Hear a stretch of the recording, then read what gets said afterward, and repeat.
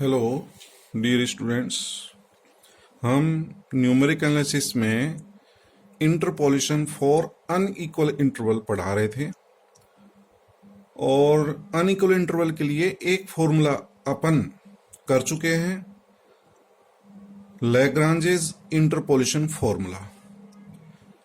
और हमने ये बताया था लैग्रांजेस इंटरपोलेशन फॉर्मूला आपका जो है अनइक्वल इंटरवल के लिए और इक्वल इंटरवल के लिए दोनों में आप इसको काम में ले सकते हैं। ठीक है। बाकी इक्वल इंटरवल के लिए आपने दो फॉर्मूले कर चुके हैं, Newton Gregory forward interpolation formula और Newton Gregory backward interpolation formula. ये हम इक्वल इंटरवल के लिए कर चुके हैं। कौन सा फॉर्मूला कब काम में आता है ये भी हम बता चुके हैं। इसके बाद हम लैग्रांजेस इंटरपोलेशन फॉर्मूला कर रहे थे और इससे पहले वाले लेक्चर में हम जो है फॉर्मूला और उसका प्रूफ करवा चुके हैं। अब उस पर बेस्ड प्रॉब्लम करा रहे हैं आज। तो डियर स्टूडेंट्स, सबसे पहले आप जो है ना इस चैनल को सभी जो है सब्सक्राइब कर लें और इसको जो है आप शेयर भी करें जिससे और स्टूडेंट्स को आप जो है फायदा पहुंचा सकें। लाइक भी करें। ठीक है। तो अब हम जो है आज का लेक्चर स्टार्ट कर रहे हैं, problem based on Lagrange's interpolation formula.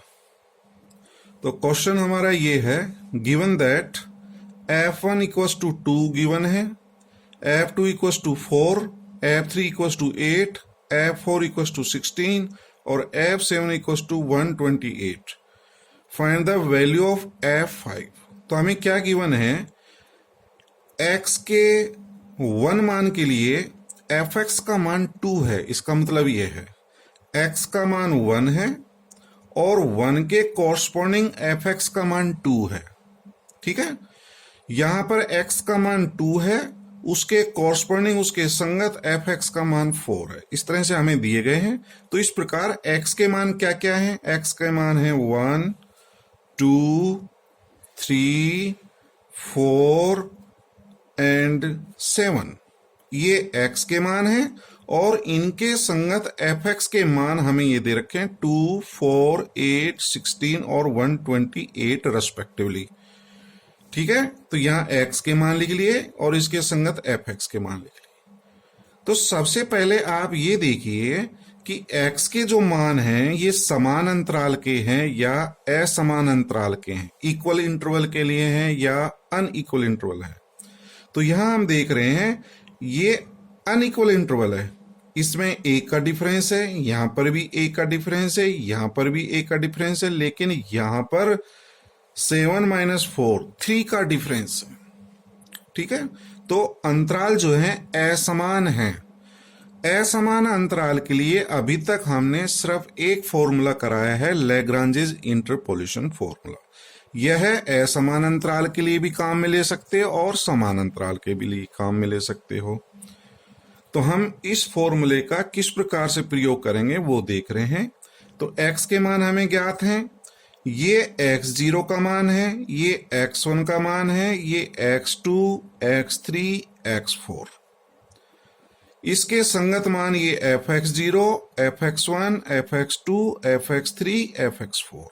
तो कल हम फॉर्मूला बना चुके हैं, कल हमने फॉर्मूला बताया था और वो फॉर्मूला जो है क्या था लैग्रांजेस वाला, आप देखिए x minus x1, x minus x2, x minus x3, x minus x4 upon x के स्थान पर जो हम छोड़ देते हैं, यानी कि x0 छोड़ा, क्या छोड़ा, x0, तो x के स्थान पर x0 रख देते हैं। तो लैग्रांजेस इंटरपोलेशन फॉर्मूला क्या बनेगा, मैं डायरेक्ट बना रहा हूं, ये बनेगा x minus 2 into x minus 3, x minus 4, x minus 7। तो यही आ रहा है, देख लीजिए। अपॉन में आपने x का कौन सा मान छोड़ा है, x0 अर्थात 1। x की जगह 1 रख दूंगा मैं तो 1 minus 2, 1 minus 3, 1 minus 4 into 1 minus 7 into fx0, जो मान हमने छोड़ा है उसके संगत मान हमारा 2 है, प्लस इसी तरह से अब आप सब मान लिखेंगे। मैं एक मान और बता रहा हूं इसी प्रकार से, पहले 1 छोड़ा, अब मैं 2 को छोड़ रहा हूं। तो हमारा फॉर्मूला बनेगा x minus 1 into x minus 3 into x minus 4 into x minus 7। ऊपर जो x का मान है उसकी जगह मैं 2 रख दूंगा यहाँ पे, तो यहाँ 2 रख देंगे तो 2 minus 1, 2 minus 3, 2 minus 4, 2 minus 7 into हमने कौन सा मान छोड़ा है 2, इसके संगत मान क्या है 4, 4 है तो इंटू 4। तो इस तरह से आप सभी मान लिख लेंगे, ठीक है, एक एक छोड़ करके सब मान लिखेंगे।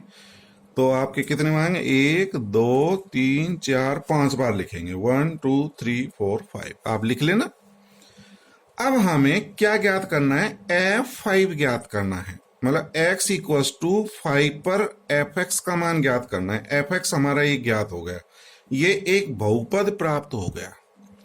कई बार क्वेश्चंस में सिर्फ बहुपद ज्ञात कराते हैं, तो बहुपद ज्ञात कराएं तो हम इसको x के लिए हल कर लेंगे, इसको हल कर लेना, जो बहुपद प्राप्त होगा वही रिक्वायर्ड आंसर होगा। समझ गए, बहुपद ज्ञात करना है तो इसको सिंप्लीफाई करना है, लेकिन यहां पर f5 का मान ज्ञात करना है, x इक्वल्स टू 5 पर fx का मान। तो मैं इस समीकरण 1 में x इक्वल्स टू 5 रख दूंगा, x के स्थान पर 5 रख दें और कैलकुलेशन हल कर लें, वही हमारा आंसर होगा।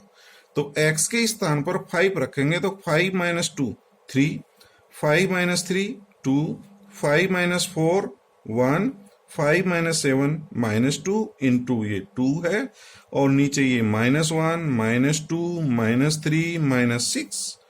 इस तरह से इन सभी को आप कैलकुलेट कर लीजिए x इक्वल्स टू 5 रख करके। इसको सिंप्लीफाई करने के पश्चात f5 का मान हमारा ये प्राप्त हो जाएगा 32.9333। ये इसका आंसर हो जाएगा, ठीक। तो अब आप समझ गए होंगे लैग्रांजेस इंटरपोलेशन फॉर्मूला क्या होता है। तो लैग्रांजेस इंटरपोलेशन फॉर्मूले से हम x के किसी पर्टिकुलर वैल्यू के लिए fx का मान ज्ञात कर सकते हैं। x के जैसे यहां पर x इक्वल टू 5 पर fx का मान ज्ञात कर सकते हैं, ये प्राप्त हो गया। और हम बहुपद भी ज्ञात कर सकते हैं, किसी किसी क्वेश्चन बताएंगे बहुपद ज्ञात करिए, फाइंड द पॉलिनोमियल, तो इसको हल कर लें, वही हमारा आंसर हो जाएगा, ठीक। नेक्स्ट देखें,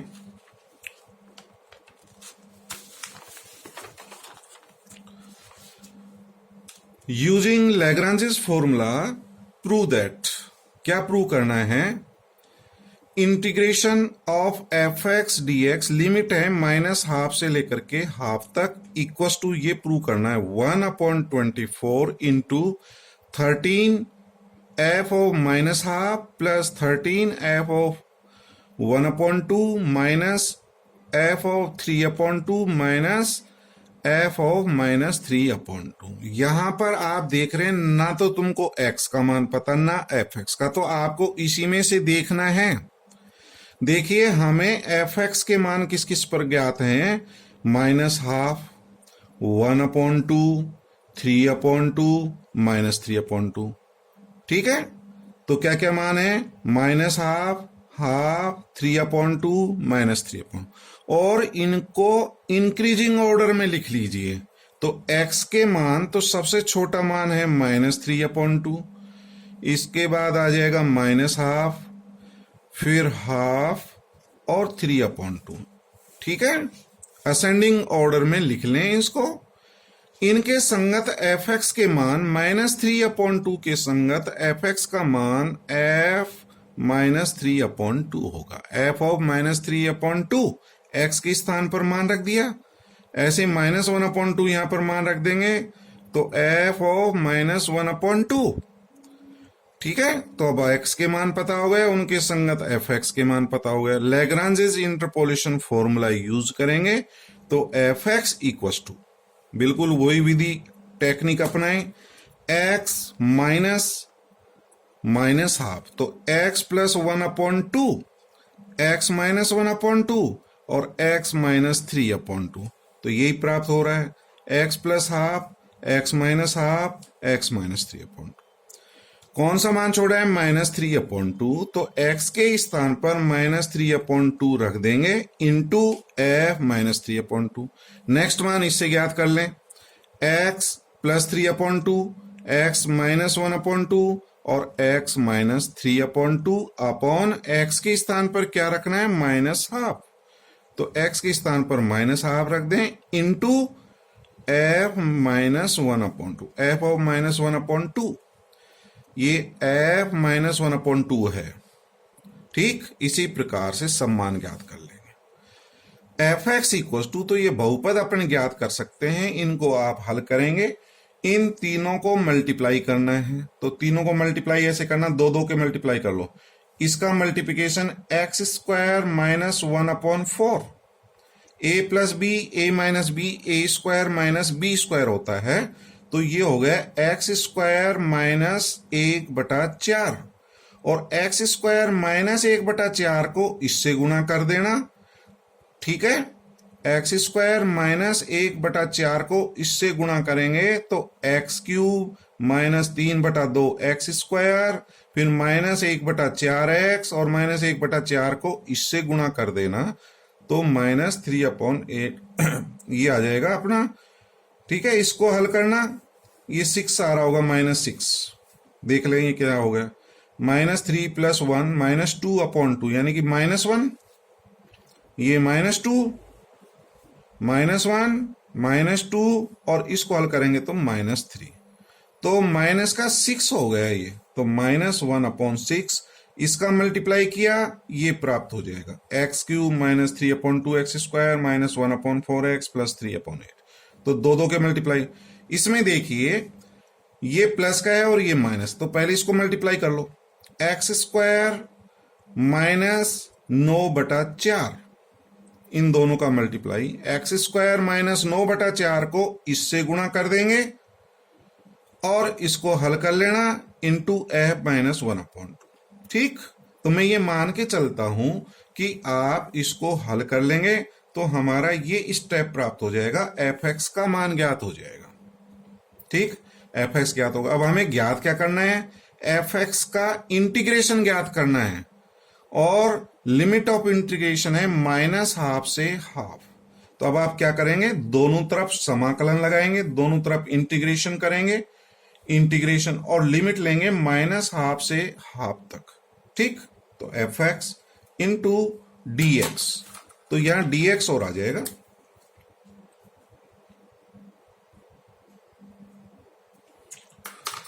और यहां पर भी इंटीग्रल इंटू dx, मैं डायरेक्ट इंटीग्रेशन निकाल रहा हूं, तो -1/6। अब इसका इंटीग्रेशन कैसे ज्ञात करेंगे?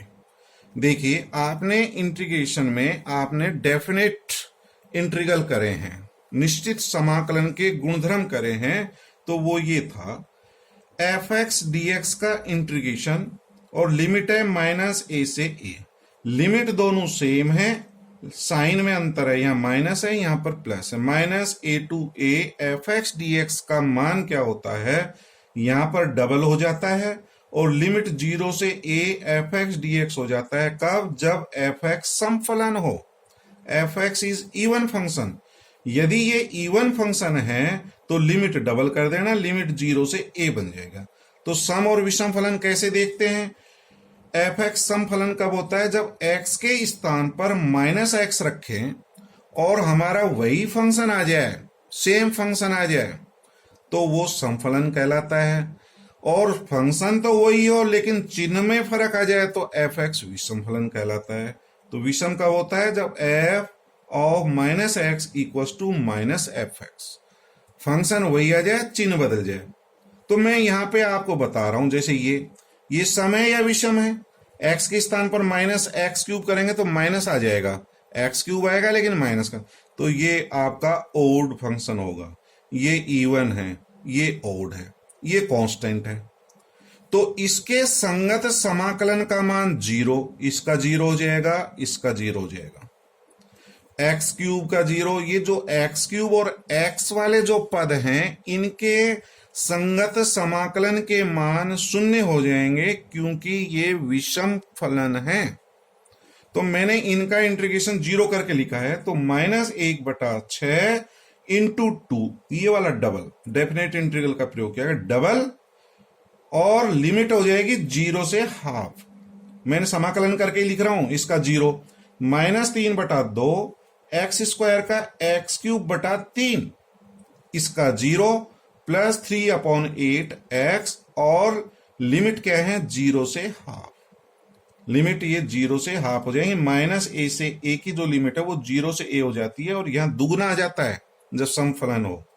इसी प्रकार से इसका हाफ डबल दुगना कर दिया, इसका इंटीग्रेशन 0, इसका integration 0, -12 x cube upon 3 plus 9/8 x, और लिमिट 0 से हाफ इंटू एफ ऑफ -12। तो इस तरह से सारे मान ज्ञात कर लेंगे। अब ये लिमिट रख देना, लिमिट आपको रखना आता है। सबसे पहले हम ऊपर वाली लिमिट रखते हैं एक्स के स्थान पर, तो एक्स की जगह हाफ रखना, फिर माइनस एक्स की लोअर लिमिट रखते हैं। तो ये आपको आता होगा, डेफिनेट इंटीग्रल में पढ़ा होगा। सबसे पहले अपर लिमिट रखते हैं, फिर माइनस लोअर लिमिट रखते हैं, और इनको हल कर लें, आपका ये सिद्ध हो जाएगा। ठीक, तो आपका जो है इसमें डेफिनेट इंटीग्रल के गुणधर्म काम में आए हैं, तो वो आपको पता होना चाहिए, अन्यथा फिर आप जो है ना काफी लंबा हो जाएगा। इसका इंटीग्रेशन करोगे, लिमिट रखोगे -12 से हाफ, और फिर वो 0 प्राप्त होगा, तो काफी टाइम लग जाएगा। यदि डेफिनेट इंटीग्रल की प्रॉपर्टी पता है तो थोड़ा आप समय का बचत कर सकते हैं। ठीक, नेक्स्ट एक क्वेश्चन और लेते हैं। लैग्रांज इंटरपोलेशन फॉर्मूले पर ही आधारित एक क्वेश्चन और ले रहे हैं। लैग्रांज फॉर्मूले का प्रयोग करके सिद्ध करिए कि y0 या y0 equals to half of y1 plus y -1 -1/8, और ये आ रहा है into 1/2 y3 minus y1 minus half, और ब्रैकेट है y -1 माइनस y -3। तो यहां पर x का मान आप खुद लेंगे कि भाई x के मान क्या क्या हैं। तो हमें देखिए y1 ये x का मान है, 1 -1 3 1 -1 -3। तो यहां y -3 y -1 y1 तथा y3 दिए हुए हैं। ठीक है, रिपीट हो उनको छोड़ देना, y1 यहां पर भी है, y1 यहां पर भी है। तो हमें क्या क्या मान पता है, एक तो y1 है, एक y -1 है, एक y3 है, और एक y -3। ये मान दिए हुए हैं। तो x के मान क्या होंगे, ये x के मान होते हैं। पहले सबसे छोटा मान -3, फिर इससे बड़ा -1, फिर 1, और फिर 3। तो आप समझ गए होंगे x के मान क्या क्या है, -3 है, -1 है, 1 है, और 3 है। इसके संगत y के मान भी हमें पता है, या fx के मान पता है, या yx भी लिख सकता हूं इसको, yx, क्योंकि y is function of x है। तो इसके संगत मान y का y -3, इसके कॉरस्पॉन्डिंग y -1, इसके कॉरस्पॉन्डिंग y1, और इसके कॉरस्पॉन्डिंग y3।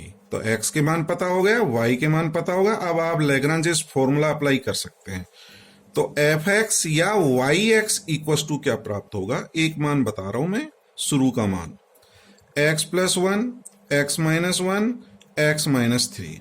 तो ये आ रहा है x + 1 x -1 x -3 upon x के स्थान पर -3 रख देंगे, यहां पर x के स्थान पर -3 रख दिया, इंटू y -3। जो मान अपन छोड़ रहे हैं उसके संगत जो मान होगा वो यहां आ जाएगा। फिर इस तरह से दूसरा लिख लो, फिर तीसरा लिख लो, फिर चौथा मान लिख लो, लिख लेंगे। अब देखिए यहां पर y0 का मान निकालना है, y0।